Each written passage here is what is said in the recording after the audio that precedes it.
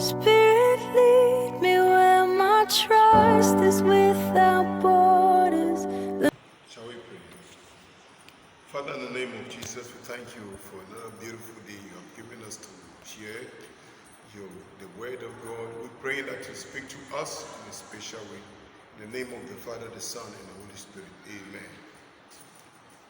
Last week we started a series on overcoming the demonic plague.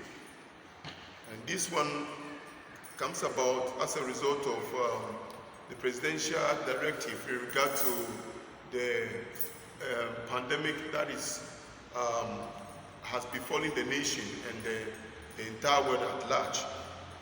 And so this is our second series, or the second short on the series Overcoming the Demonic Siege. And my base scripture has been Psalm 91, and I'm going to read Psalm 91 from verse 1 to 3.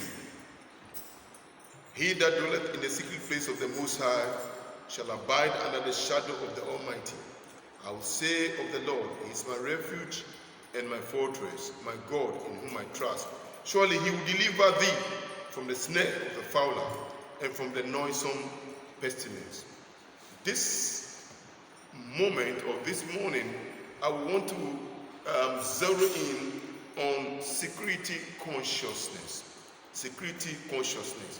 Because the first part of the scripture, that is in Psalm 91, says that he that dwelleth in the secret place of the Most High shall abide under the shadow of the Almighty. And I will say unto the Lord, He is my refuge and my fortress, my God in whom I trust. Everybody is security conscious.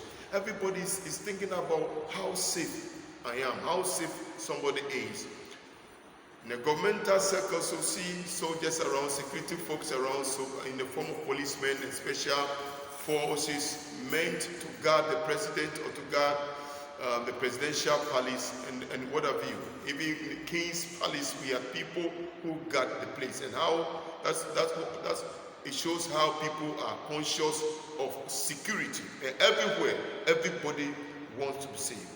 Now, there is a nice picture of a story in 2 Kings chapter 6. If you read, as a matter of fact, 2 Kings chapter 6, you will see the whole story over there. It's about Syria and Israel. The king of Syria is troubled because he has seen that somebody is leaking information to an insider in the Israeli camp with regard to their moves to usurp authority over the whole area or over the whole region. And so he says, I want to read 2 Kings chapter 6 and chapter 6 and verse 8. No, chapter 6 and verse 12. And from 11, therefore the heart of the king of Syria was so troubled for this thing, and he called his servant and said unto him, will ye show me which of us is for the king of Israel? Which means that he is afraid, or he's thinking that somebody is leaking information to the people of Israel about military moves of Syria. And then his servants will tell him, oh, it is a prophet in town, he is Elisha. And so the king of Syria will send to look for Elisha, because if they get Elisha, then they can get Israel. Now it means that Elisha, through God, has been the mainstay of Israel. Now they will go to Dothan to look for Elisha and to arrest him. They sent chariots, they sent horses, and when they got there, Elisha and the servant were on top of the mountain, and the servant saw the chariots and then the soldiers that were around, and he was fear-stricken. And so he would tell his master, Elisha, he said in verse 15, and when the servant of the man of God was risen early, gone forth, behold, and hosts compassed the city, both with horses and chariots. And the servant said, alas, master, what shall we do? Like everybody's asking today, what shall we do? And he answered, Fear not, for they that be with us are more than they that be with them. Amen. Maybe you are encumbered with a lot of problems or saddled with a lot of problems about this coronavirus, and then it's all over the place. Movements of persons are restricted because everybody feels that wherever you go, you may not be saved. But the prophet tells the servants, do not worry, we have protection, we have divine protection.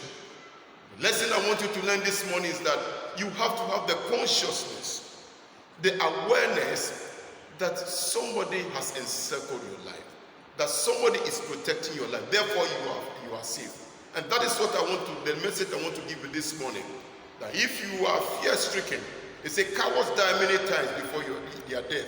You don't have to fear, and wherever you go, you sit in a vehicle, in an office, you see somebody, you think that the person has contracted a disease, you don't want to get close to the person. Fine, you don't have to get close to the person, you have to distance yourself, just obey the rules. But what I want you to do is that I want you to have this consciousness of a divine fortification around you, of a divine protection around you, so much so that you will know that you will never contract the disease. He said, he who keeps Israel will never slumber nor sleep. Will never slumber nor sleep. So wherever you go, have this consciousness that you are safe. You are safe, your wife is safe, your family is safe, extended family is safe, the whole country is safe. And if you have this consciousness, you have faith in God, and you have this consciousness, you will live and you will not die. And this demonic plague will be over. You will still be living.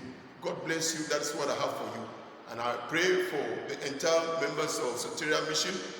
I want you to hold this word in 2 Kings chapter 6, and then Psalm 91, and continue to read Psalm 91 and ask for God's protection upon your life.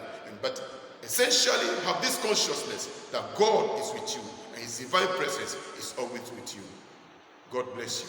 Shalom, peace. Shall we pray? Father, in the name of Jesus Christ, we thank you for the opportunity to share your word. We pray for the country. We pray that you will encircle us with your divine protection, that this plague will not make inroads into our lives. In the name of Jesus. This is Soteria Mission, broadcasting from Gulf City, Bediako, and we are here to give you encouragement and to tell you that God is with you. And therefore you must have this security consciousness that God is with you. He will never let you down. You are blessed. Amen. Amen.